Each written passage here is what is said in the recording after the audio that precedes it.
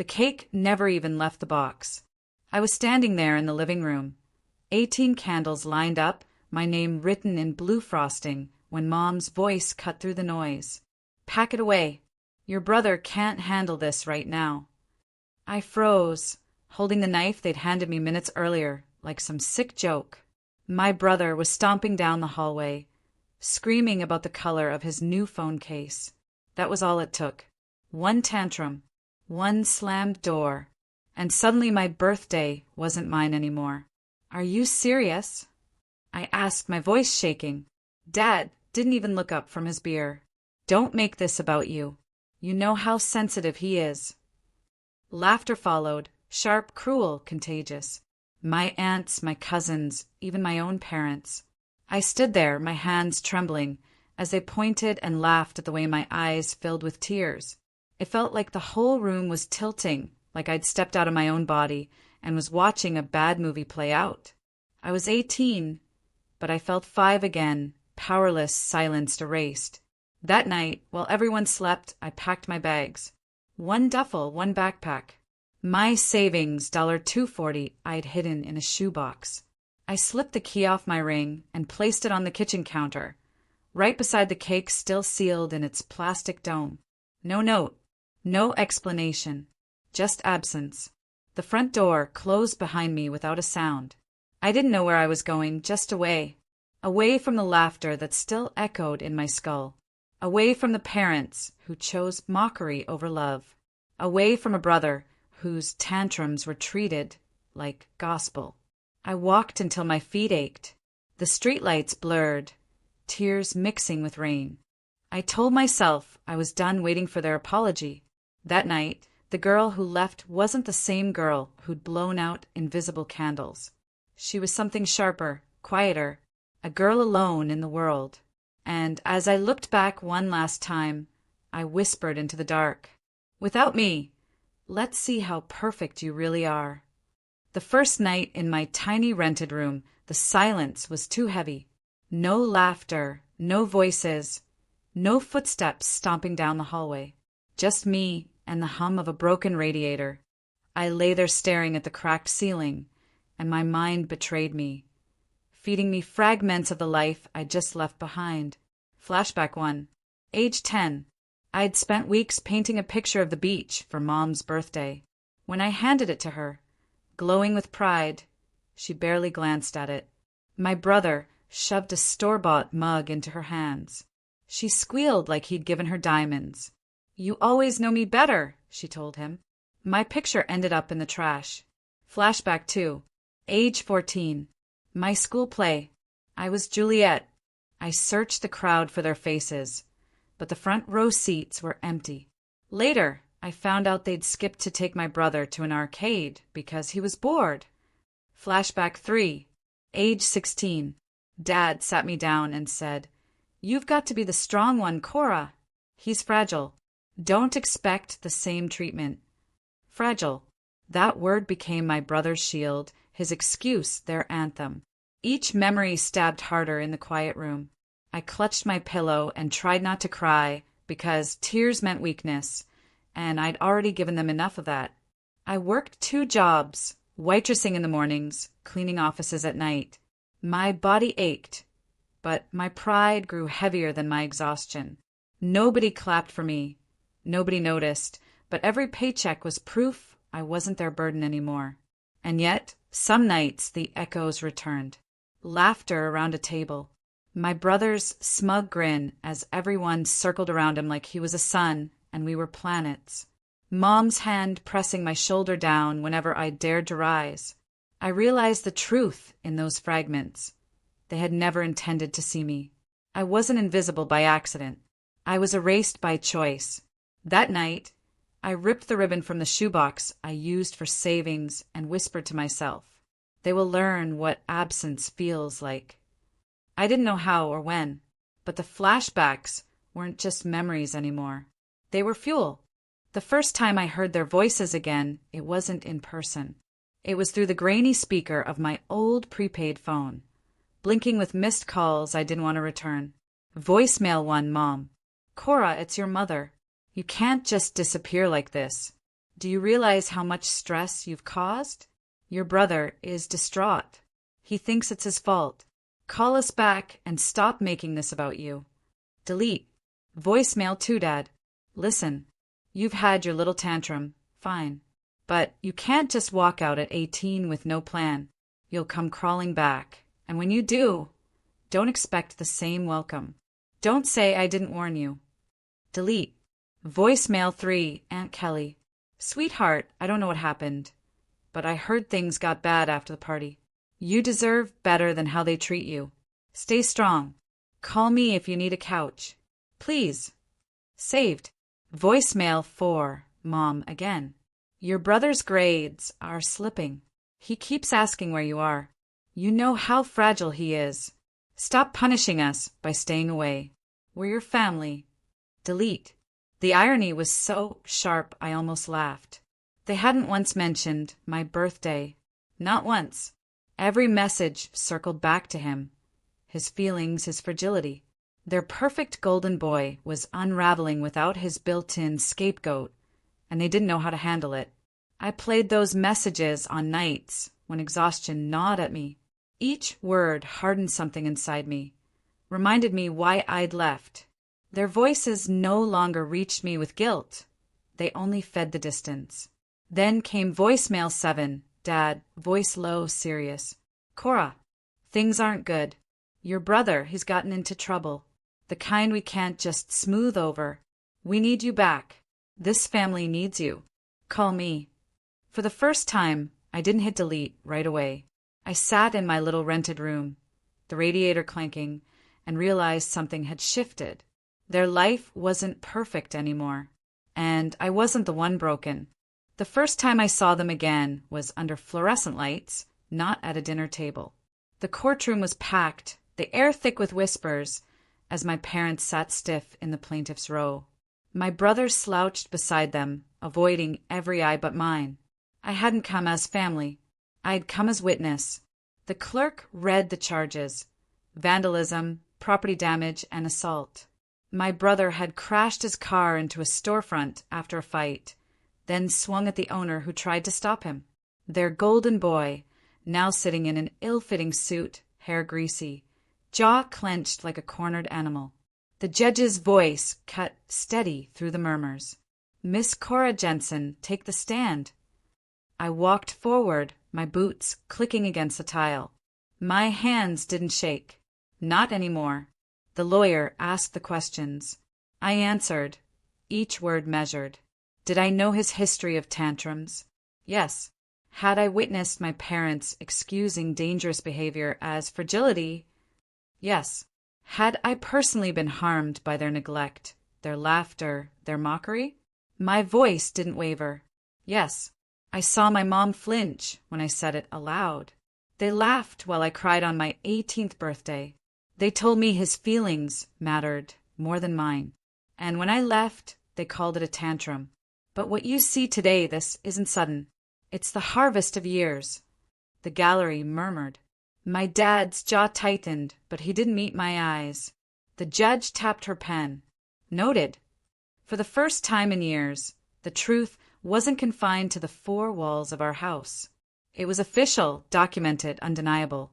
As I stepped down, my brother finally looked at me. Not with shame. No, he was still too spoiled for that. But with something darker. Hatred. Like I had stolen the role they'd written for him. I didn't return the look. I walked past, head high, thinking, this isn't my cage anymore. It's theirs. And in that sterile room, under buzzing lights, I realized my absence hadn't shattered their perfect life. My silence had. The night after court, I couldn't sleep. My mind split open like glass dropped on tile, memories scattering everywhere. Not a story, not a timeline, just pieces. Shards of laughter, Mom's voice, sharp and cruel.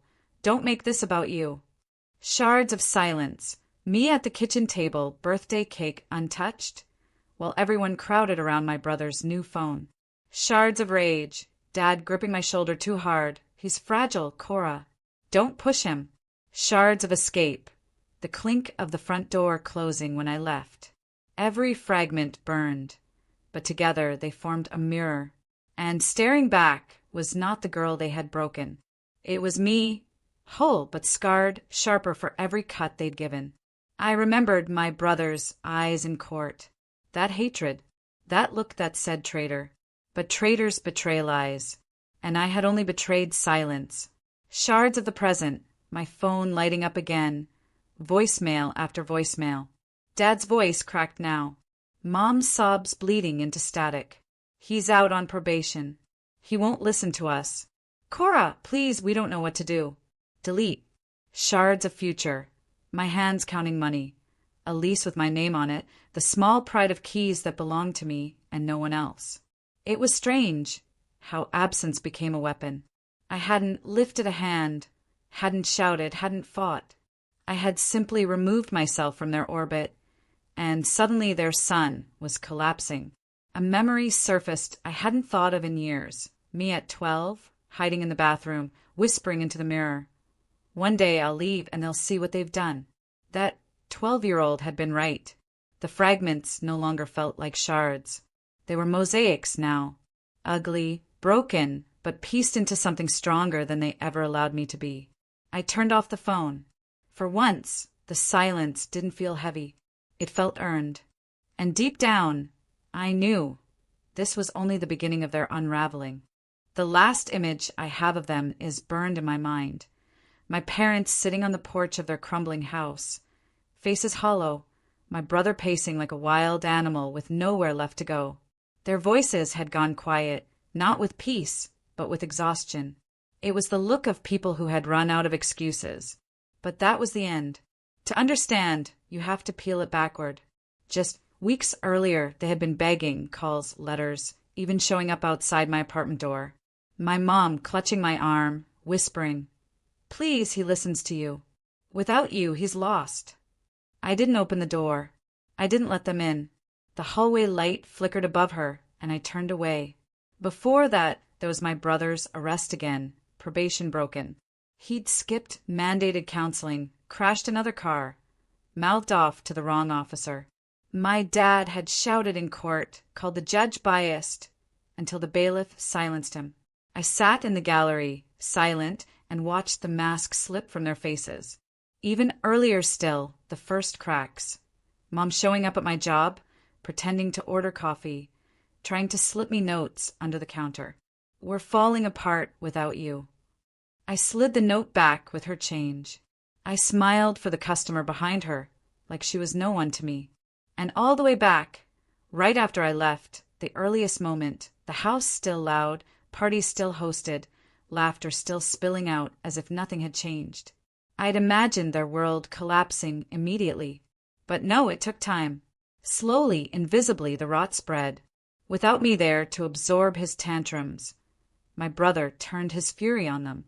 Without me there to cover the cracks, their perfection caved in. The reverse trail led me here. The porch, the silence, their empty eyes. And me? I wasn't part of the picture anymore. I wasn't the scapegoat, the forgotten daughter, the invisible girl.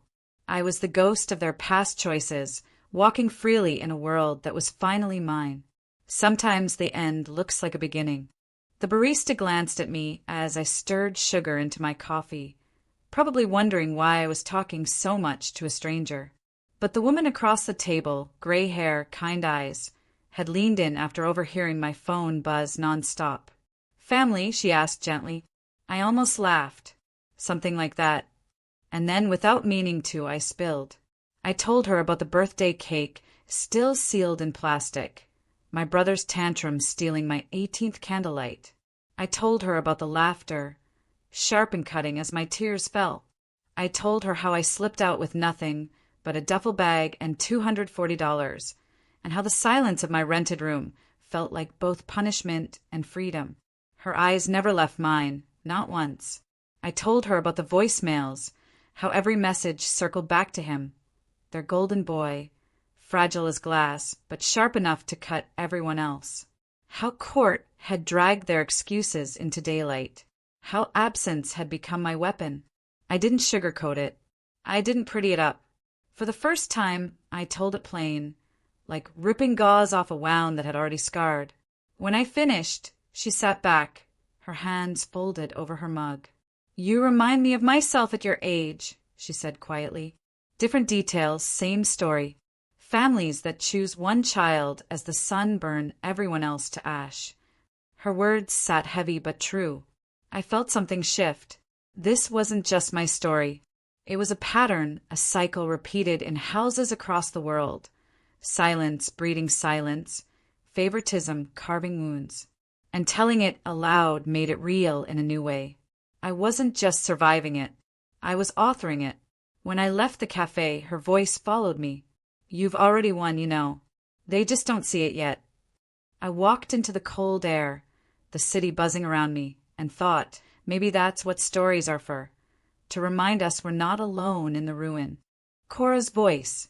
I used to think closure would come from their apology, from hearing, "We're sorry we were wrong." But the truth is, silence gave me more peace than their words ever could. Mom's voice, voicemail, trembling. "Cora, he's sick. We can't handle him anymore. Your father and we don't know what to do. Please call us back. Please." Cora's voice. They wanted me to come back, to step into the old role. The shield, the scapegoat, the forgotten daughter who made their world run smooth. But I wasn't that girl anymore. I'd built a life of my own, a small apartment, a job I didn't hate, a few friends who saw me without laughing. Dad's voice, angry, desperate. "You think you're better than us? Walking away doesn't erase blood. One day you'll come crawling back. Mark my words." Cora's voice. Funny how they still thought blood was enough. Blood had never been family. Choice was. Respect was. Love was. They gave me none. Brother's voice, slurred, bitter, overheard through a recording someone sent. "She thinks she's so smart. Leaving. They'll see. Without me, they're nothing. She's nothing." Cora's voice. But I was something. I was free. And his words, like their laughter years ago, no longer had weight.